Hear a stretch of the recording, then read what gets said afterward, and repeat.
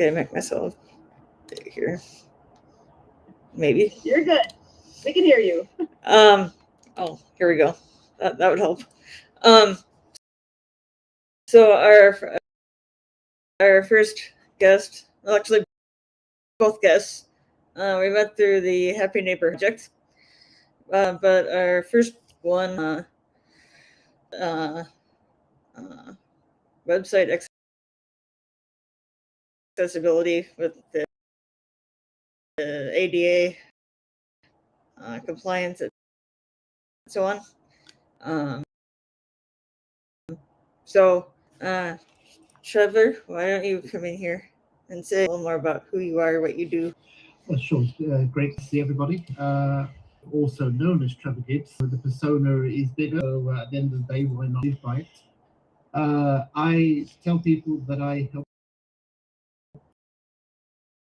to protect and serve your brand. Primarily, I'm going to at your digital thumbprint or fingerprint and turn it into a footprint so you can be. One of the main elements that will always the address is websites, because at the end of the day, it's the prime place where we get our information. It's where we do our shopping. Pretty much you can spend your time on.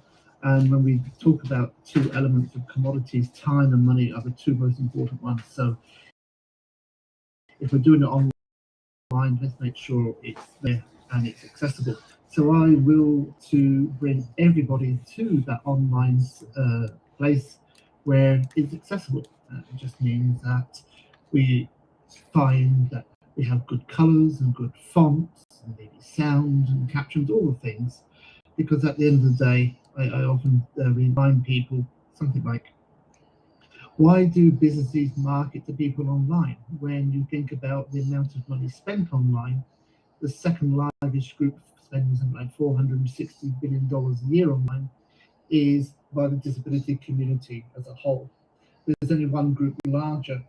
I don't call them spenders, I call them influencers. They're teenagers, mainly because they tell their parents what to spend the money. So let's focus our business on people with disabilities so they can get the product served and that they want. Excellent. And I know a good friend of the show, Mary Ambrose, is often Mariana of Waikiki. She talks about you a lot and says where very much with me, your reputation definitely precedes you, because I've heard your name a lot and I love all the good things that you're doing. And I know she shares out often about what things that you are able to do for websites and to make that difference, because I don't think everybody understands that, you know, there's certain things you do to make your website compliant in so many ways. There's ways to make it better so that it is accessible for everybody. That's so true. And you know, I think most people think very quickly when we say your business is wheelchair accessible. Technically, I mean your website wheelchair accessible. That's a great way to think of it. Guest, and then we can open up our conversation between all of us. Okay, so we move into the to Derek. Also as a school. So a little more about who you are, what you do.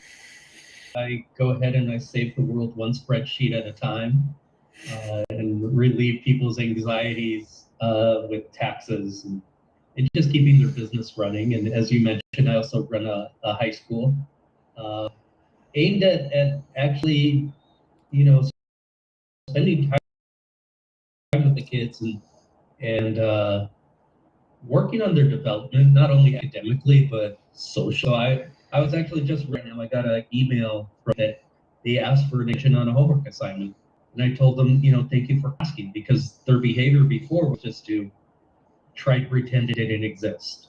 So now we got them, hey, can I have extra time? I'm not done yet. I'm like, yeah, that's great. And we've actually had conversations on how that's not always going to be the response from everybody, but at least they're doing their part. I also, here in Tucson, Arizona, I serve on the Disability Commission. the mayor's appointee.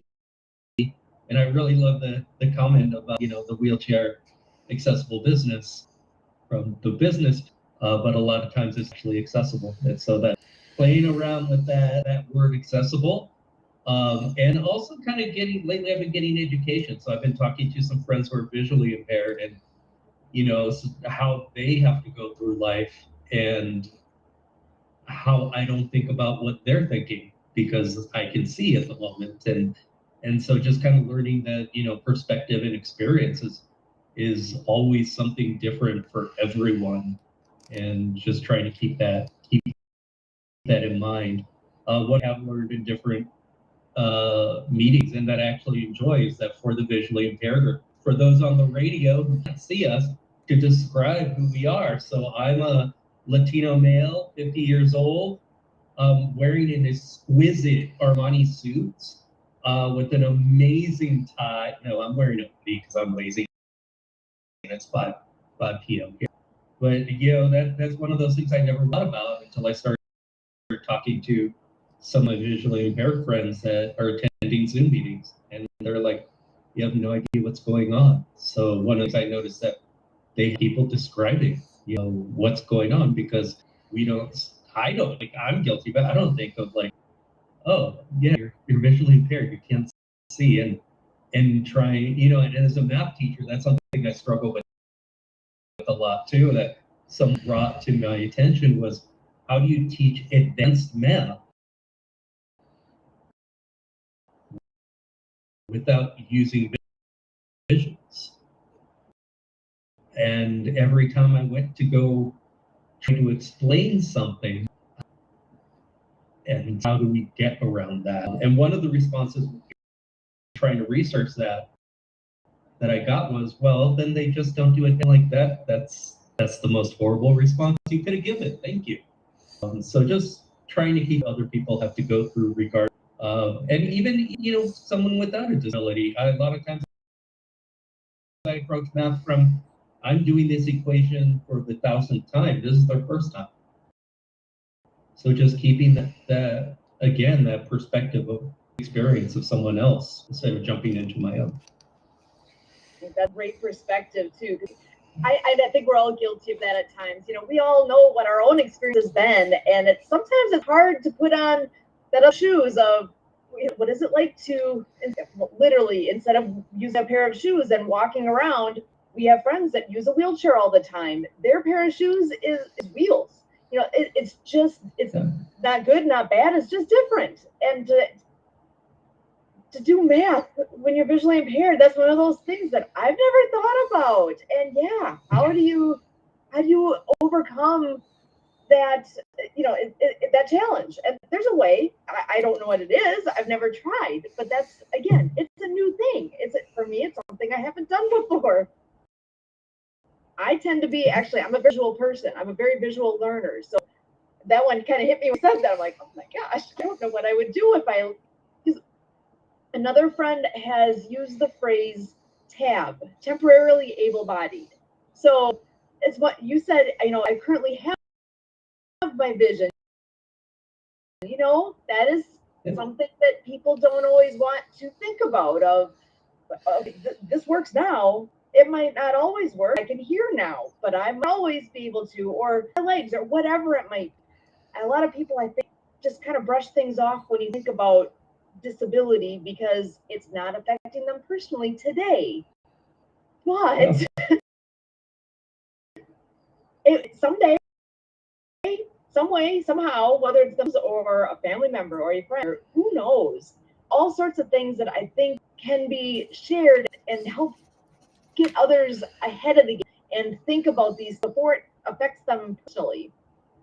And so I love that conversation. So, well, go ahead. Oh, sorry. Yeah, so I just wanted to, for my own self, to tell you a little story that happened. Sure. So I kind of say biggest disability is my ego. So I had to actually house, which doesn't normally happen because I work from home, and I go lead a meeting today, a network meeting in person. And I was in such a rush that normally I have different wheelchairs for different occasions. And I didn't take the one that I needed. It's lightweight, it's easy. And for some reason, I didn't have any canes in the car either, which is really weird for me. So I show up and all I have is my super heavy 100-pound electric wheelchair, nothing to take it out of the car. Now, the easy solution to this is ask someone for help. And everyone has always been willing to say, yes, I'll help you load that in the car. Not today. I'm not going to take any help today.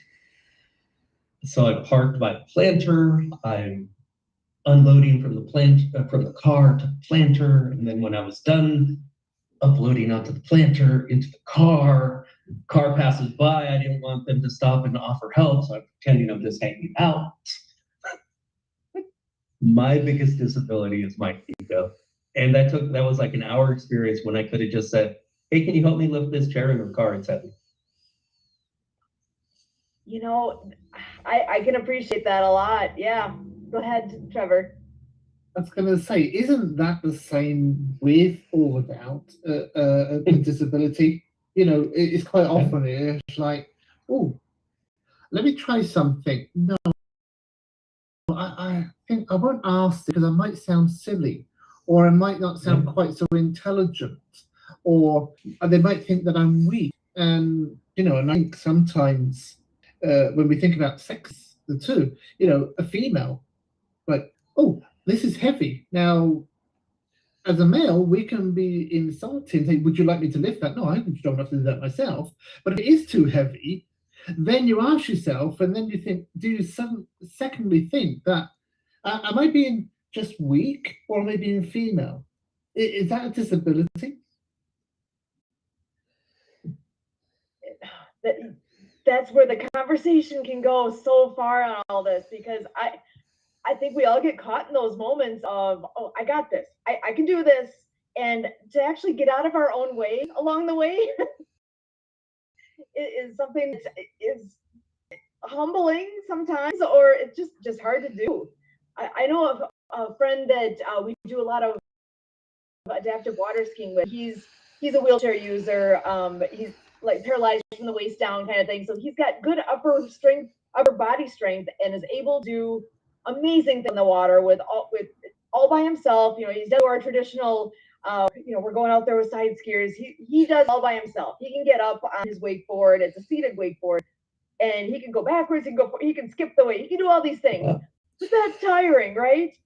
He gets out of the water, and everybody wants to like help push his chair up ramp and all that. And he's like, no, I got like ask first because like that's his feet. That's his mode of transportation. He can wheel himself, and he'll ask if he needs help. And that's one of those things that honestly that was one that I had to learn the hard way of, I want to be helpful. I'm just going to push for you. Wait a second. No, I've seen it. Even with other friends, I've learned that whole thing of, ask, can I help you? Would you like, or are you fine? I don't assume that just it got wheels means I'm the one to come in and push that chair from. It's one of those little things that ask the person. That's another one that I've observed too, of asking if somebody has like a care person with them, that people will automatically want to ask them instead of the person, for example, in the wheelchair. That's something too that go ahead, Trevor. Yeah, exactly. Taking me back to a scenario that I had with my mum when she was in a wheelchair. So I was her carer. So at some point we have to go to the shops and buy clothing. We have to go and buy underwear. And we walk into the shop, and the shop assistant looks at me and says, and what would you like? I said, well, I don't think I'm the expert here to actually ask for what my mother needs, but maybe you'd like to ask her. I love that. Yeah. Talk to the person who needs the service or the product you're serving. Don't just look because they're head height to you that, oh, can I help you? And now I actually think people in wheelchairs actually get their own back. So I was in Orlando at an event in one of the parks, and I thought, oh, here's somebody in a chair. And I thought, oh, I'm going to kneel down so I'm face to face so I can talk to the person, because I knew it was going to be a long conversation. And this neck breaking aspect of back here, I think wheelchair users have the strongest neck muscles in the world. They're constantly looking up. But anyhow, I get down there, and as I'm going down, he's elevating the chair up to a vertical position. And I was like, oh, now I've got to use my neck muscles to look up to you. I was so, was it outstanding to do that? And he went, no, I can see what you were doing. I thought it'd just be more comfortable for you. I went, yeah, my knees are not as good as they used to be anymore. I love it. So, well, I gotta admit one thing here. But Derek, how long have I known you? I'm not even sure now. Yeah. A long 30, time. 40 years. I wish. It's been a while. It's been a while, yeah. At least a couple of years. And you know what? I've always seen you in the box here, right? Yeah. On a Zoom screen. I did not know until your story today that you're a wheelchair user. Yeah, and a lot of people don't. It was funny coming out of the pandemic. Everything's Zoom, and so it's just this square. And so I was going to meet some people in person. I'm like, hey, just so you know, I'm in a wheelchair, and they literally said, no, you're not. I'm like, huh? Like, yeah, just so, because so it's one of those, like, I get it. Like, you see someone, you think everything's okay, and then they show up in a wheelchair. So I just kind of want to let you know. Yeah, and it also helps with planning. So like, I have a good amount of friends that will be like, hey, we're gonna go out to dinner. Do you want to come? And I'll be like, yeah. And they're like, okay, we're gonna change the restaurant because we know that one restaurant has those 3 steps.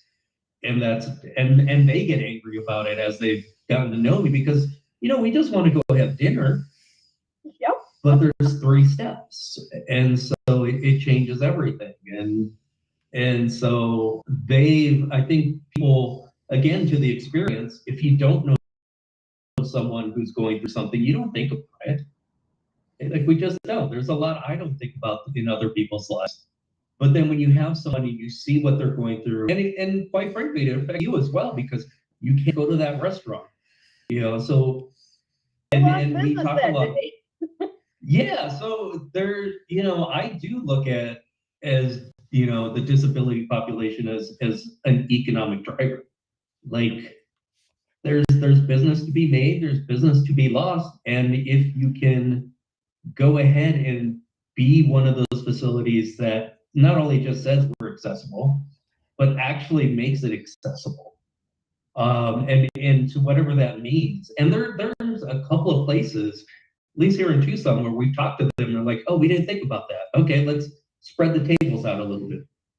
Let's, they kind of cemented. It wasn't really a step, but it was about a 3-inch lip, which can be difficult for people. So they cemented it down to kind of be like a little ramp. So there's a lot of people that are interested in really providing accessibility. They just don't think about it because that 3-inch lip is accessible to them. I don't think about a lot of stuff that my visually impaired friends go through, because I don't. So in one of the conversations we usually have, I call it those damn dots. Like at an intersection, they have the tactile dots so that they can know where the curb ends. That kills my momentum. So I would ask them, I'm like, what's up with those dots? I know you use them. What are they for? And can we just get rid of them? Because I hate them. And they're like, no, that's how we know. I'm like, oh, okay, I didn't know that. I didn't know what alt text was. I would always see it. I'm like, what is that? And then one of them explained to me that that's how they, with the device, they can tell what a picture is. And I'm like, oh. So then I started taking great care, like when I post a picture, put the alt text in. Now, thankfully, AI does it, so it's great. But like, I didn't know what that was, or even, at one of our city meetings, a couple of the other commissioners mentioned documents are being sent out at PDF. Our devices can't read PDF. I'm like, and I even told them, like, I always wondered why they sent out PDF and a Word document of the exact same thing. Because I didn't realize that they needed the Word document to have the devices read it. So, I'm big on people asking questions. I love when kids ask questions because I used to work in a school with some very unruly kids. And at the time I was using a cane, and none of the kids were disrespectful. And they actually kind of changed their attitude. So they were kind of just being tough and hard. I'm the tough kid. But then they would ask me, so mister, why do you use the cane? Like they would just change personalities, and people like, oh, so this is what's going on. And it's one of the things I would stress to some of them too, of like when they said they wanted to work construction. I would never say don't work construction. I would tell them, learn all the office stuff, because we don't know what's going to happen, whether it's genetic or you get into an accident or just you get old. So right now I have friends who are still working construction in their 50s, and it's not like when they were in their 20s. And so how long can you do that? So being prepared for the future, regardless of being able to sustain a living, because those disability checks, one, like I find it fun. People assume I get a disability check. I don't, because I work, and if you work, you don't get a check. And those checks aren't worth much. So you can't just count on that disability check because it barely covers anything. So you have to kind of plan out the future. Excellent. Trevor, go ahead. Recap on something that Derek brought up. When you think about why are the rumble strips there? When we think about, ideally, he's using the curb cut in the sidewalk, which was designed for people in wheelchairs, and then complaining about why the rumble strips there, so it can actually help the people who are blind, apart from the blind person who was actually in the wheelchair. Now, the thing that Eric and most people tend to think of when I have a disability, it's my disability and the group of people that share the same disability with me. So you think that your group is a minority of a minority of a minority group, that you're so small that you don't have a loud enough voice. But this is why I tell people, especially when it comes to the websites, you have to adapt for all aspects. So whether it's visual, whether it's color, whether it's comprehension, whether it's mobility, you have to do that. And when you think about it, when you take that as a ratio and a power of number, 1 in 4 people have a disability. Now take this as a number. I love numbers. One person who's disabled, they live in a family. Theoretically, there's a mother, a father, and hopefully a sibling or cousin or an uncle that's a close relative. So that means everybody is going to get and hear and know about the experience of the person who's got the disability. And when they go to a business or anybody and they express that they've been accessible to me and they've done a wonderful service, the awareness should be so much easier to spread to 3 people through the one person who's disabled. But for some reason, when we talk about government or the rest of it, it's the 3 people that are non-disabled working in government trying to supply a service to the 3/4 of the population. I've heard Kurt say this all often about how the disability community is the largest minority out there, and it's all encompassing in with age, with you name it. It hits everybody some way somehow. There, if we can connect with the disability community, whatever that is, because again, it's different for everybody, right? One person's disability is not the same as the next person, and there's so many different pieces that it touches, but it all is related in many ways as well, and we can make such a difference. Both, something simple within yourself with what you're doing, with whether it's your business, whether it's your website and promoting what you do, with communicating, with whatever it might be. There's so many things that we can do on a small level here that really does make a big difference. Like what you're saying, that one person has a disability, but there's 3 other people that know very well what's going on, and how can we really branch that out and make a difference beyond just our small group, right? How can we help educate others on what that significance is, because it really is huge. Well, I think the first place you start out is that we're all human. Yeah. So now you can cross all the other barriers. You know, whether it is a sexual one, whether it's a political one, whether it's a religious one, whether it's a race one, whether it's a language one. And you think of all those, they all turn out to be groups within the group, but we're all in the same group of humans. Exactly. I don't know. According to a lot of websites, they're convinced I'm a robot. I think that's AI trying to pretend. Smarter than everyone, right? Yes. Yeah. Well, we're coming up towards the end here. I want to give you guys each maybe like 30 to 45 seconds. Just what's top of your mind here at the end of our evening? I love that you were both able to join us here with AbilityMKE Now. So many great things. Derek, do you want to go ahead and share whatever thoughts you might have at this point in the evening? Yeah, so I want to encourage people that have a disability to speak up, because a lot of times, yes, especially like in cities, there is a lot of bureaucracy and things don't get handled the way they should. But unless it's even known that there's a problem, because a lot of times people aren't thinking about certain things, you have to let it be known what you need. That you need that piece of sidewalk that's popping up, you need that repair, or that intersection is unsafe, or even just like something that I crusade a bit for is a lot of public transportation spaces are not safe. And so just voice up so people can know what the problems are, because they might not know that they exist. Excellent. Trevor, 20 seconds for you. I'll take it from the other way. Let's say, as a business, there's great opportunity to have return on investment and integrate. And there are so many products and services that we all take for granted that originally were created for the disability community. So don't think of it as an added expense. It's actually something that will give you return on investment, and it does your reputation so much more than your money will. Awesome. Guys, I really thank you.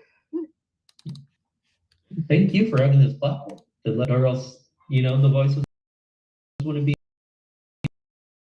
heard. Yeah. I'm just going to move them into, there we go, moving the guys. Oh,